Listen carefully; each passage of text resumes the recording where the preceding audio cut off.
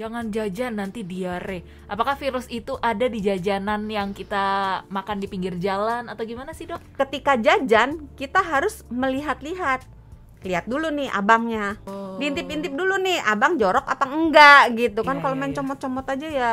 Abis megang uang, abis itu megang makanan, uang lagi gitu. Nah, jadi pada beberapa orang, makanan yang terlalu pedas, yang terlalu berminyak, yang terlalu asam atau terlalu banyak rempah, itu dia bisa diare. Atau kopi. Karena pada beberapa orang yang sensitif, minum kopi bisa diare. Dan hati-hati, diare itu kalau disertai dengan rasa demam, diukur suhunya naik, atau diarenya tidak kunjung henti, nggak membaik setelah 2 hari, atau di kotorannya ada darah, atau kotorannya itu berwarna kehitaman, atau kayak lengket-lengket kayak aspal gitu, atau ada nanahnya, atau disertai dengan rasa sakit perut yang luar biasa hebat. Serem, Dok. Iya. Nah, kalau ketemu tanda-tanda serem gitu, segera ke rumah sakit.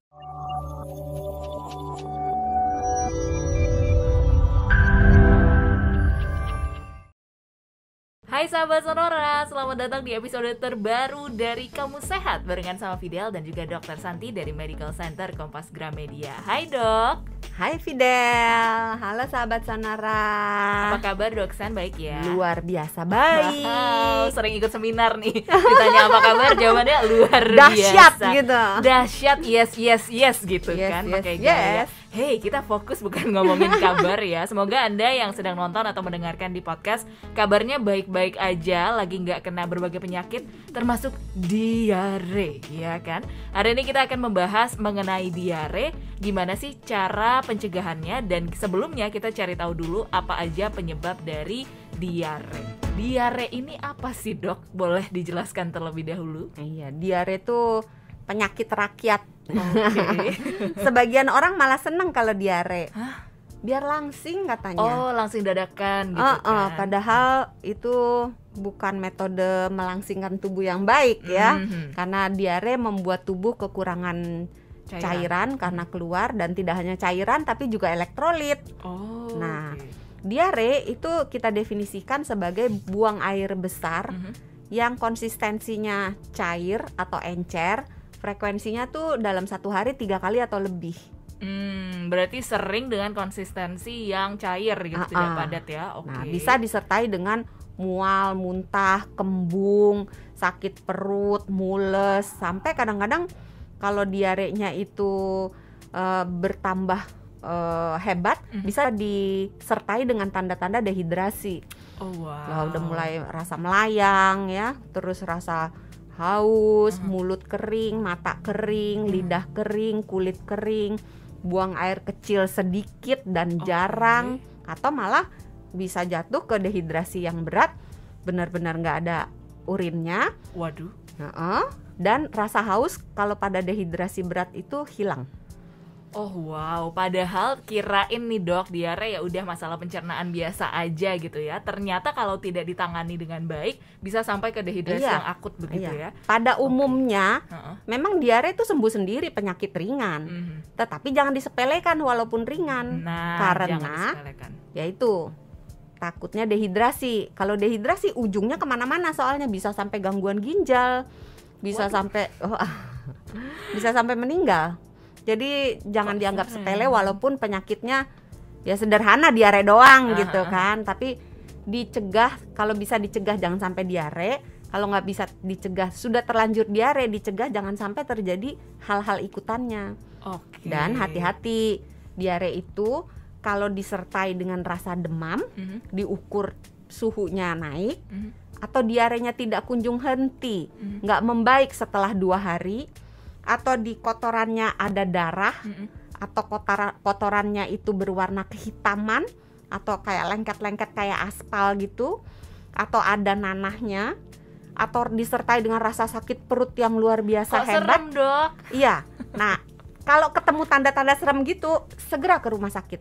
Berarti diarenya bukan diare yang sederhana, bukan karena penyebab yang sepele gitu. Baiklah. Nah, tadi dokter udah sebut tentang penyebab. Kalau kita bisa cegah, ada baiknya kita cari tahu dulu penyebabnya apa aja sih dok kalau dari diare ini? Sebagian besar kasus diare itu disebabkan oleh virus. Sebagian kecil bisa bakteri, bisa parasit, bisa intoleransi makanan, bisa alergi makanan, bisa karena efek samping dari obat-obatan, atau merupakan gejala dari penyakit yang lain. Jadi misalnya orang hipertiroid, dia akan sering diare. Orang diabetes yang gulanya lagi tinggi, dia bisa sering diare. Demikian juga obat efek samping dari obat-obatan tertentu juga bisa bikin diare gitu. Jadi memang diare penyebabnya banyak banget. Kita mulai dari yang virus dulu deh dok. Ini kan katanya jangan jajan nanti diare. Apakah virus itu ada di jajanan yang kita makan di pinggir jalan atau gimana sih dok? Iya, memang mencegah diare itu kita harus bijaksana dalam memilih jajanan.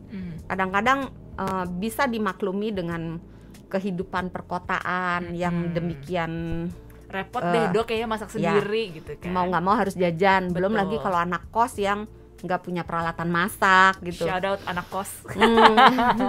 Terus dok. Jadi ketika jajan kita harus lihat dulu nih abangnya. Abangnya. Kita minta biodata dulu ya. Kayak makanan favorit, minuman favorit, bukan dong. Kata kenangan. Waduh, cita-cita favorit. Lihat abangnya apa yang diperhatikan dok? Bersih tidak. Jadi menggunakan APD Kok heboh banget abang gorengan pakai APD. Menggunakan masker misalnya karena ini lagi masa pandemi. Terus ketika dia mengambil makanan, apakah dia menggunakan jari atau menggunakan alat capit makanan misalnya. Jadi diintip-intip dulu nih, abang jorok apa enggak gitu kan. Kalau main comot-comot aja ya abis magang uang, abis itu megang makanan, uang lagi gitu. Jadi makanan rasa duit. Wow. Terdengar seperti kaya tapi padahal penyebab diare gitu kan, makanan rasa duit. Ya. Terus selain abangnya lihat tempatnya juga.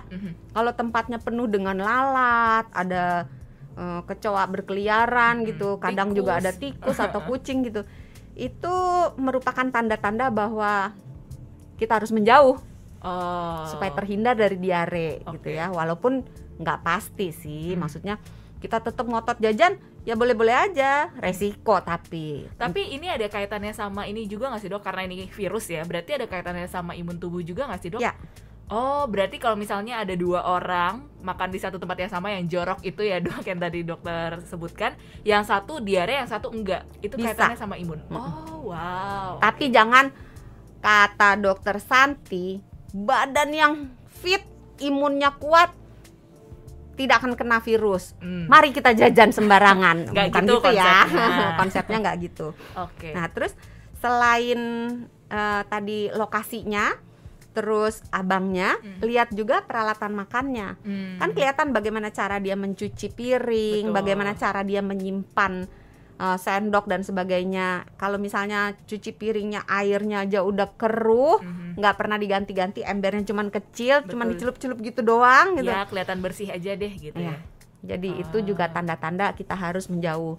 Terus kalau bisa, ini kan lagi masa pandemi nih, terkait juga, sebaiknya kita membawa alat makan sendiri. Jadi kalau mau jajan bawa piring sendiri atau bawa wadah tertutup sendiri, bawa sendok garpu sendiri, botol minum sendiri, supaya kita yakin dengan kebersihan alat-alat yang kita pakai.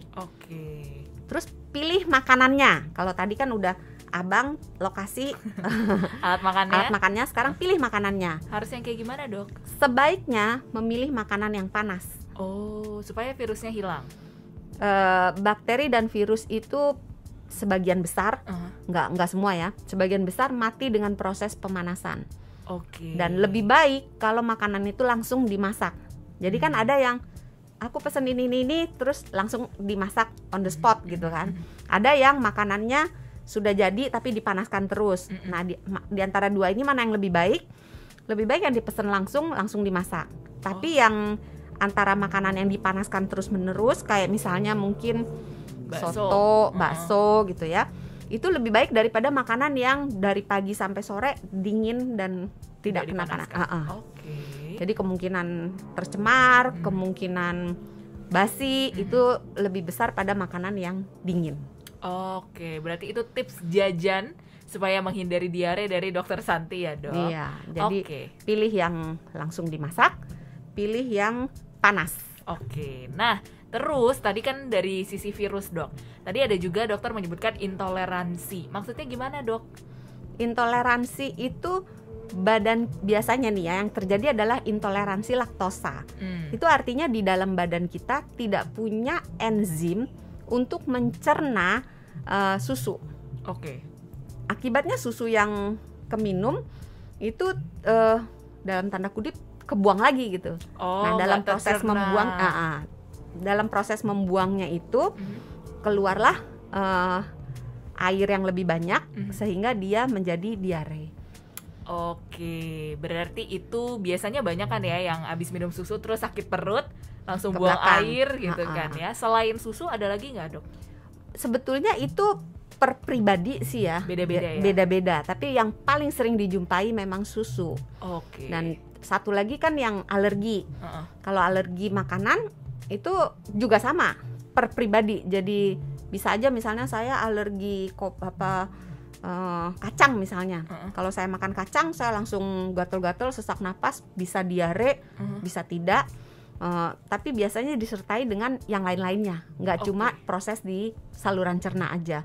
Nah ya pencegahannya jangan makan sesuatu yang kamu tidak tahan, yang intoleran atau yang alergi terhadap makanan itu. Oh, berarti kalau misalnya memang Anda tiba-tiba mengalami diare gitu ya, bisa dicari tahu dulu ya, Dok, makan apa tadi, terus di-track gitu ya. Makanya buat jurnal makanan. Itu selain membantu kita menjaga berat badan, itu juga membantu kita menentukan ini nih karena apa, bener nggak sih ini, jangan-jangan gue nggak tahan ini gitu. Jadi itu bisa digunakan alat bantu berupa jurnal makanan. Tapi ada juga beberapa orang yang sering nih, pernah nggak Fidel nih makan misalnya soto atau bakso yang pedes banget, kasih cukanya banyak banget, setuju.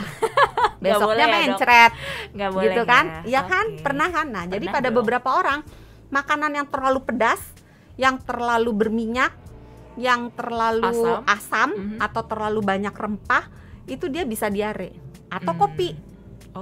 Karena pada beberapa orang yang sensitif, minum kopi bisa diare.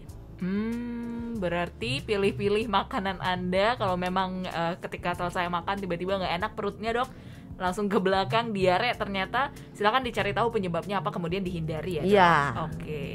Apalagi, Dok, berarti jaga kebersihan sebelum makan, cuci tangan.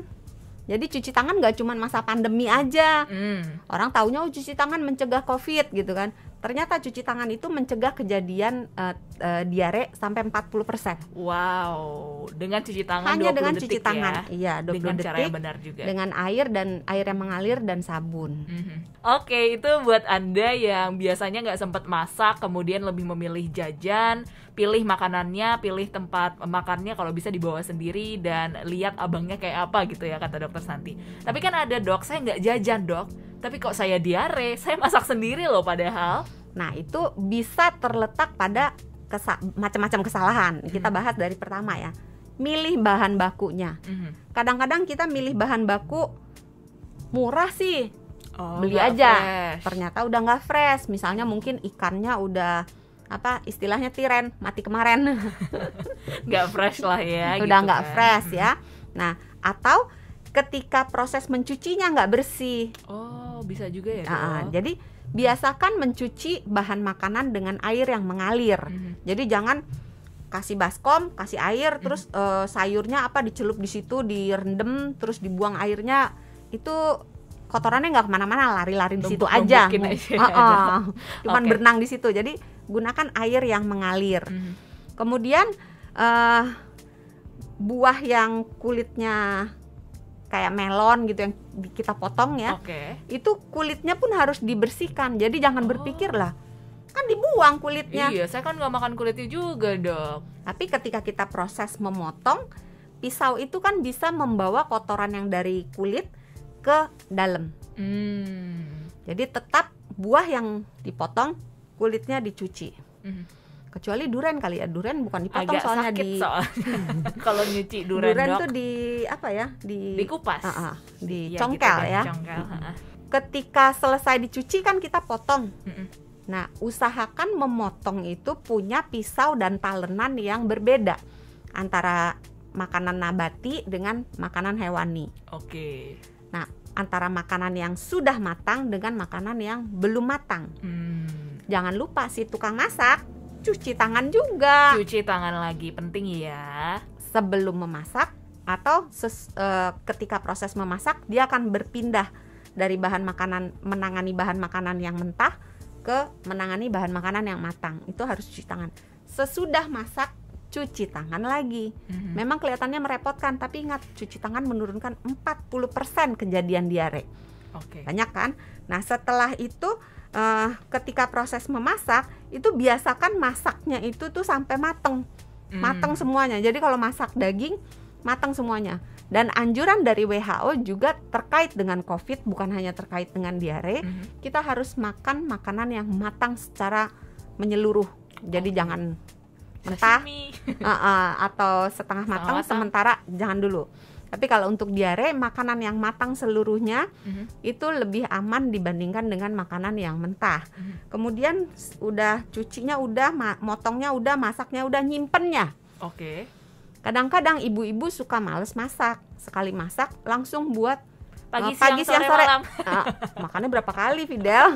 4 tuh hitungannya. Terus, Dok? Nah, itu berarti penyimpanannya harus dipikirkan. Jadi misalnya mau masak sepanci yang untuk makan pagi misalnya, disisihkan, kemudian sisanya masukkan ke dalam lemari es, ke dalam kulkas freezer. Ya. Nah, yang sudah keluar ini sekali keluar dihabiskan gitu. Jadi jangan disisain lagi buat ntar siang. Karena makanan yang dipanaskan terus-menerus selain berpotensi menimbulkan diare, juga merusak zat gizi yang ada di dalamnya dan berpotensi menimbulkan zat-zat yang berbahaya. Jadi misalnya kalau santan nih yang paling gampang, kalau dipanaskan berkali-kali, dia merusak susunan lemak jenuhnya, menjadi lebih berbahaya bagi tubuh kita. Oke, itu ya tips lengkapnya. Jangan lupa ditutup. Apa lagi, Dok? Oh, ditutup juga supaya ya nggak ada lalat lah. Oh, kirain aku gara-gara nanti kenapa-napa, ternyata ya karena supaya digondol kucing. Betul juga. Dapurnya outdoor ya, Dok, tiba-tiba ada kucing masuk ya. Oke, sahabat Sonora, itu tadi banyak banget tips yang sudah diberikan oleh Dokter Santi buat Anda yang suka jajan, kemudian juga yang masak sendiri, bagaimana caranya untuk menghindari diare. Ingat, walaupun diare terdengar simpel ya, Dok, tapi jangan sampai disepelekan ya. Dokter Santi, terima kasih banyak. Sama-sama, Fidel. Semoga membantu. Jangan lupa sehat itu mudah, sehat itu murah. Terima kasih buat Anda yang sudah nonton episode Kamu Sehat kali ini. Dan jangan lupa untuk subscribe YouTube channel Sonora FM.